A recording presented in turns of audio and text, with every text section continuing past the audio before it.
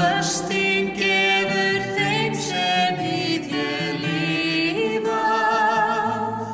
Lát þú okkur, Jesús, verið þér og vexti góðum ná.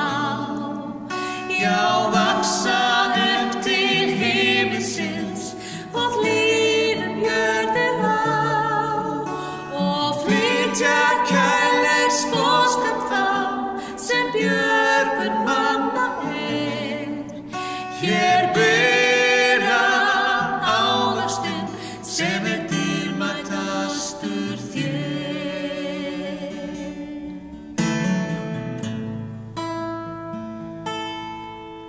Þú gafst börnum þínum heitum það að hjá þeim værir þú. Viltu hjálpa okkur, frelsari, að lifa þér í trú. Láttu orðin sem þú talaðir af okkur valdið ná, svo að árangurinn dyljist ekki neinum. Láttu okkur, Jesús, verið þér og vexti góðum ná.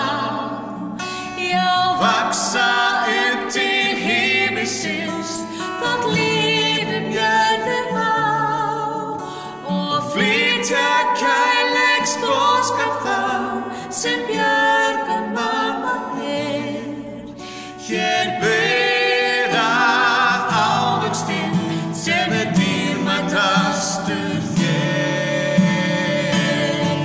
Lát þú okkur, Jesús, verið þér og vexti góðum ná.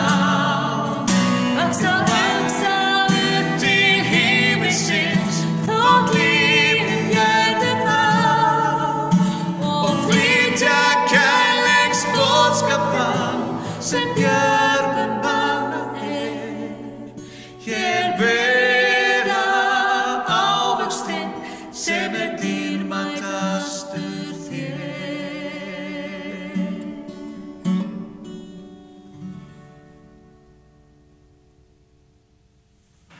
Komið sæl og verið velkomin til Glerárkirkju á þessum sunnudegi. Í dag erum við núna undir lok samkirkjulegrar bænaviku þar sem kirkjur allan heim eru að koma saman og sýna einingu í verki. Og þetta ekki beint hefðbundin helgistund, heldur eru hérna margar kirkjur af Akureyrarsvæðinu sem að leiða þessa stund saman. Kannski segir okkur frá því, Herdís. Já, þessi stund sem sagt samvinnuverkefni Þjóðkirkjunnar, Hjálpræðishersins, Hvítasunukirkjunnar og Aðventkirkjunnar. Og við munum heyra hugvekju, tónlist, biblíulestur og bænagjörð frá fulltrúum þessara 4 safnaða. Og við bara vonum að þið njótið þessara stundar með okkur.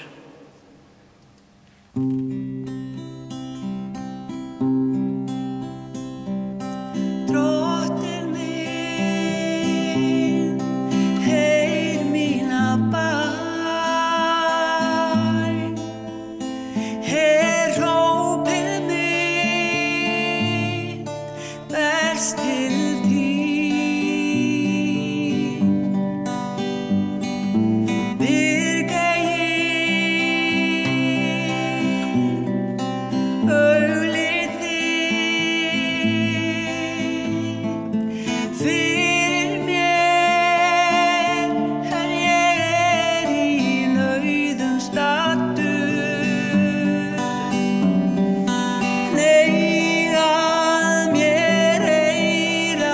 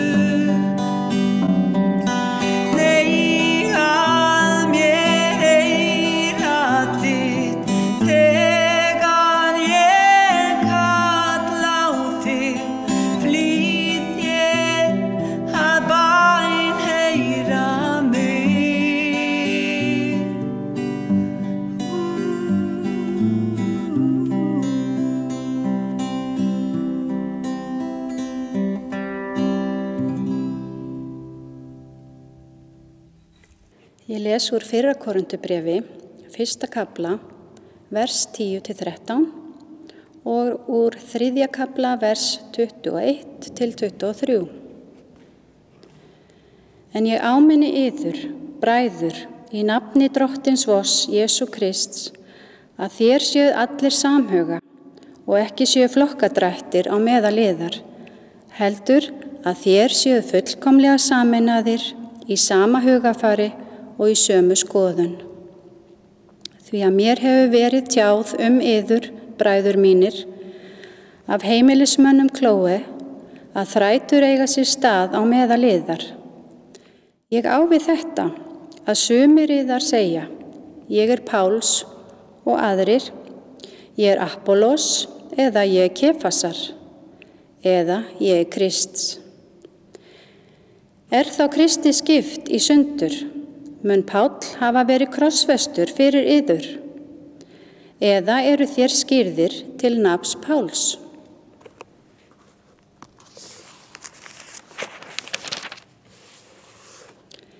Fyrir því stæri enginn sig á mönnum, því að allt yðar. Hvort heldur Páll, Apollos eða Kefas, heimurinn, líf eða dauði, hið yfirstandandi eða hið komandi, allt yðar. En þér eruð Krists og Kristur Guðs.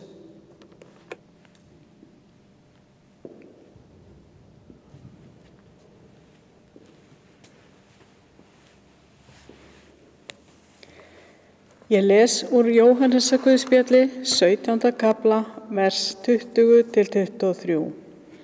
Ég bið ekki einungis fyrir þessum heldur og fyrir þeim sem á mig trúa fyrir orð þeirra, að allir séu þeir eitt eins og þú, Faðir, ert í mér og ég í þér.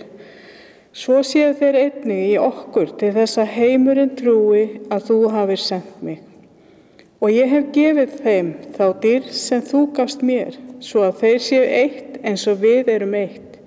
Ég í þeim og þú í mér, svo að þeir verði fullkomlega eitt til þess að heimurinn viti að þú hefur sent mig og að þú hefur elskað þá eins og þú hefur elskað mig.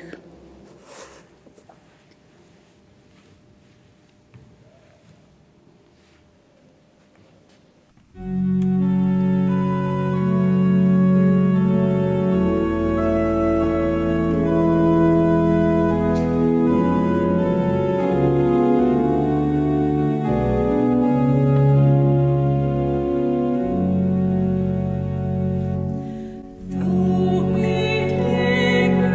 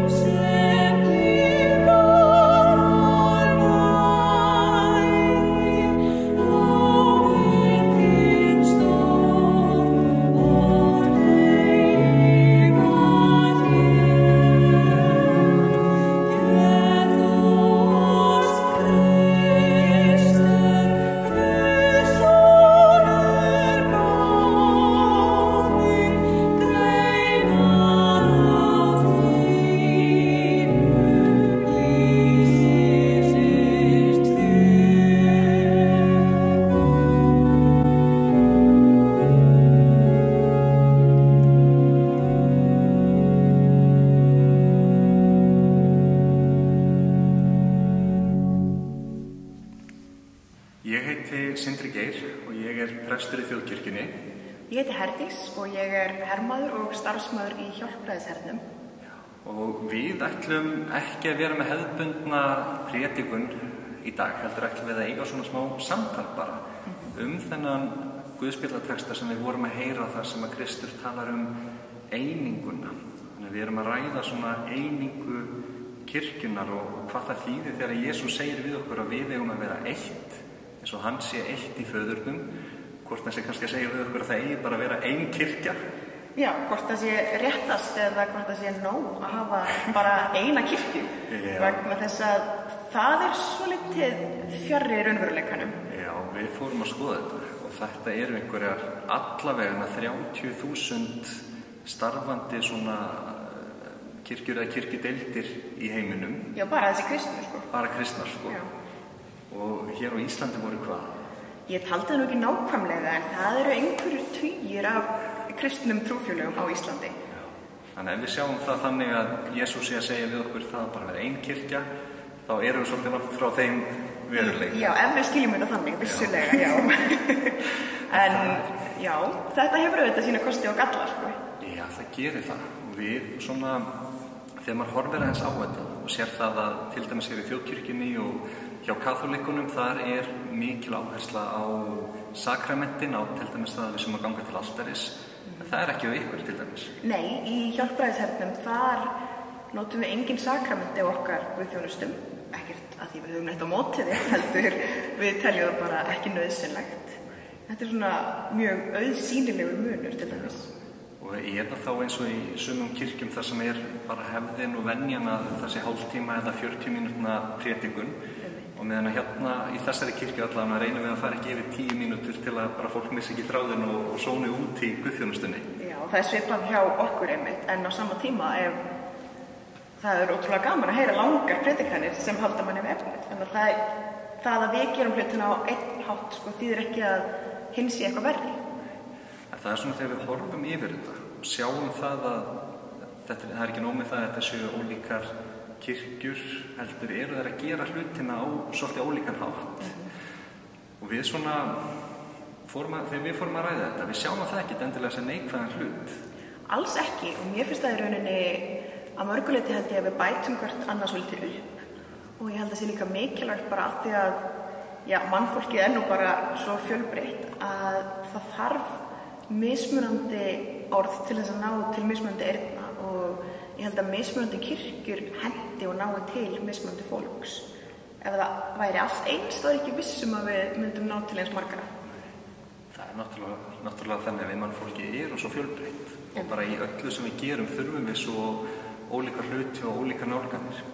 Og að ef við erum með eitthvað svona samkeppnishugafar þá geti ég orðið voðalega sár yfir því að sjá að þið er að trekkja miklu betur á það herfum með að öfugt með ákveðna hluti.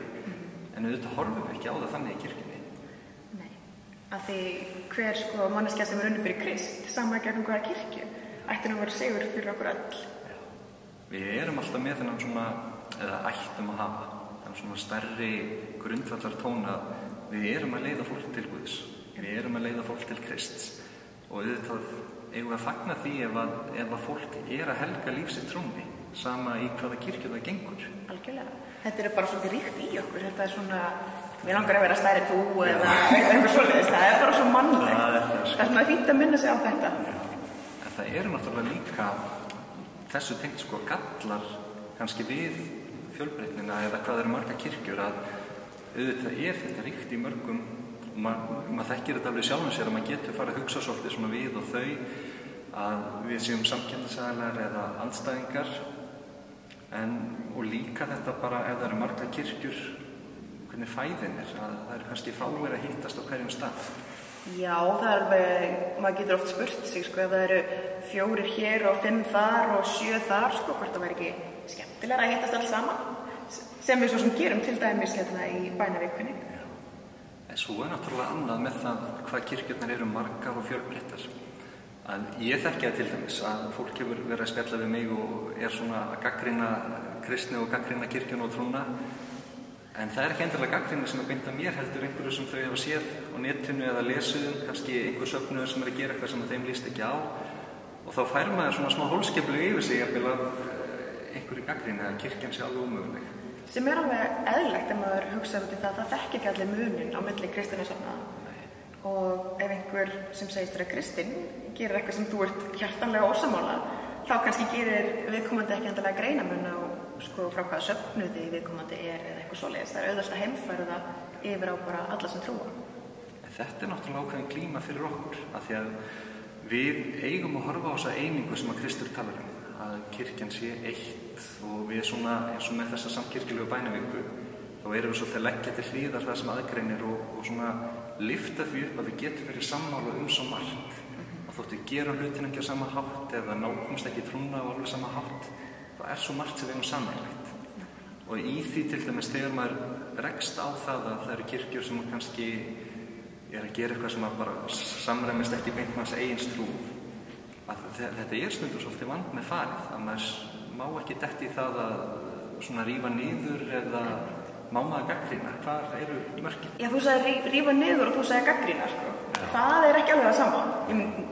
Nei, ég ekki vissum að við megum fara í það að rífa hvort annað niður, en að gagnrýna á uppbyggilegan hátt.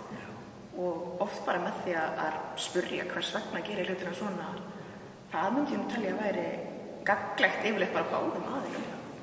Það kannski einn af þessum jákvæða punktum við þetta samstarf, að við séum að hittast, koma saman bara þvert og allt sem aðgreinir. Að með því að umgangast fólk sem gerir hlutin ekki eins og við, kannski trúir ekki eins og við, ég held að það sé bara til bóta fyrir okkur og fyrir alla, að fólk með ólíka skoðanir komið saman og eigi samfélag. Algjörlega, og við höfum oft talað líkinguna að það eru margir limir á einum líkama. Þessa líkingu notum við oft innan kirkjunar, en það má alveg heimfæra þetta líka á aðeins svona víðara samhengi, að það séu mismunandi kirkjurnar líka, ekki mismunandi einstaklingar inn í sömu kirkjuna endilega, heldur hérna mismunandi kirkjur.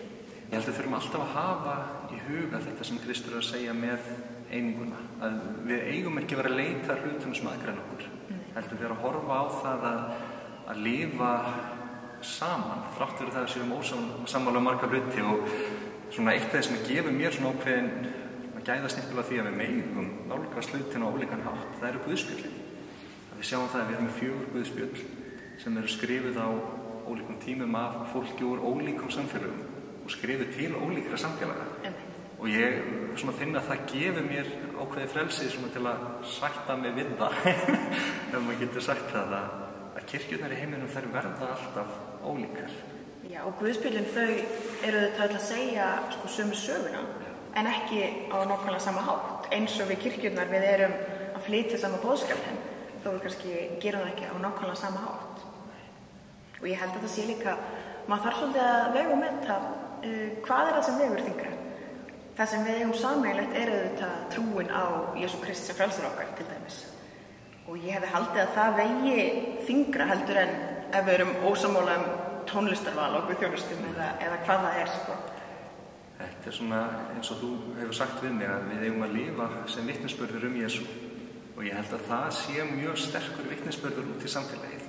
Að kirkjur sem eru kannski opinberlega ósammála einhverju hluti geti samt komið saman og sýnt það að einingin skiptir okkur meira máli, kjarninn í trúin okkar skiptir okkur meira máli heldur en það sem við erum ósammála Það er náttúrulega það sem þessi dagur og þessi stund og þessi undanfærin vika snýst svo litið Algjörlega, og það er bara vonandi gefur ákveðið fordæmi að við getum litið fram hjá því sem okkur greinir á og einblínt bara á það sem sameinar, því það er eitthvað sem á ekki bara við og er ekki bara gott að við huga í kirkjum landsins heldur töluvert mikið víðar held ég. Það held ég. Ég bara þakka kærlega fyrir þetta spjall. Sömuleiðis. Heilagur andi, lifandi eldur og blíði andardráttur, kom og dvel í okkur. Endurnýjaðu í okkur ástríðu fyrir einingu, svo við getum lifað í vitund tengslin sem sameina okkur í þér. Megi öll þau sem hafa íklæðst Kristi við skírn sína sameinast og bera vitni vonina sem ber þau uppi.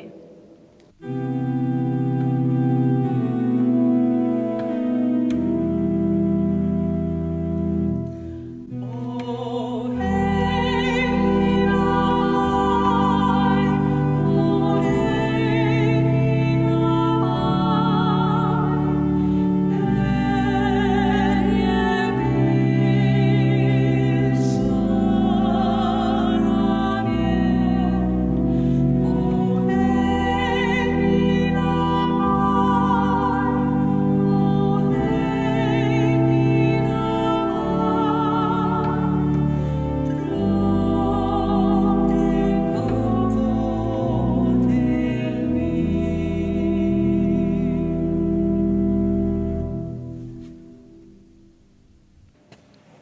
kærleikans í Kristi segir þú við okkur, þér hafið ekki útvalið mig, heldur hef ég útvalið yður.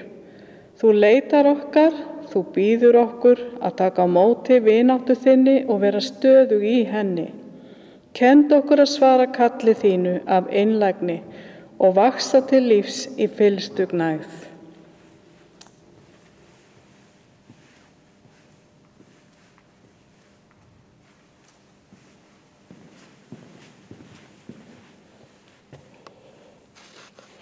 Guð lífsins, þú kallar okkur til að vera þér lofsöngur í heiminum miðjum og fagna hvert öðru sem gjöf náðar þinnar. Mætti þitt elskandi augnaráð sem hvílir á okkur öllum, opna hjarta okkar svo við getum tekið á móti hvert öðru eins og við erum.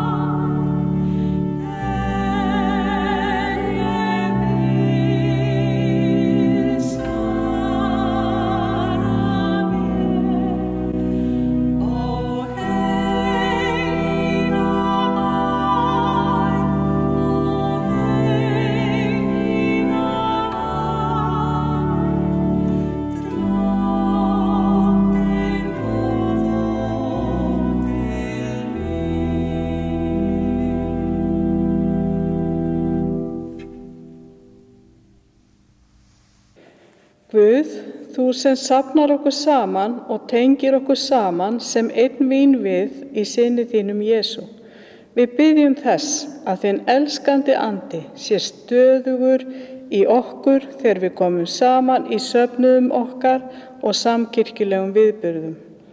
Gef okkur að fagna þér saman með gleði.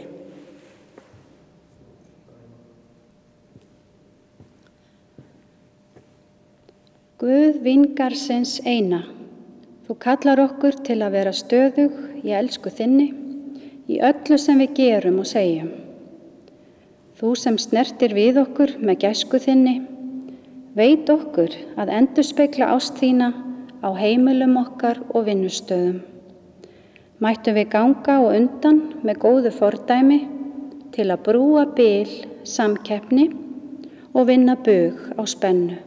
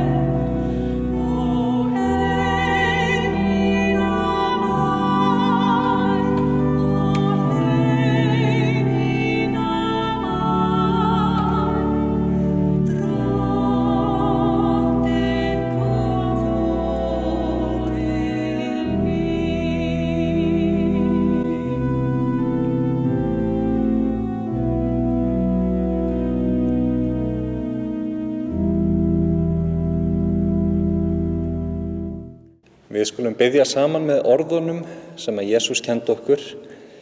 Faðir vor, þú sem ert á himnum, helgist þitt nafn, tilkomi þitt ríki. Verði þinn vilji svo á jörðu sem á himni.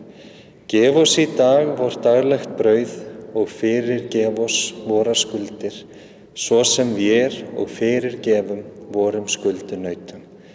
Eigi leið þú oss í freistni, heldur frelsa oss frá illu, því að þitt er ríkið, mátturinn og dýrðin að eilífu. Amen. Verum eitt til þess að heimurinn trúi. Verum stöðug í elsku Guðs, göngum út í lífið og berum elsku Guðs ávöxt. Guð vonarinnar fylli yfir öllum fögnuði og friði í trúnni svo að þér séuð auðug að voninni í krafti heilags anda. Í nafni Guðs, Föður, Sonar og heilags anda. Amen.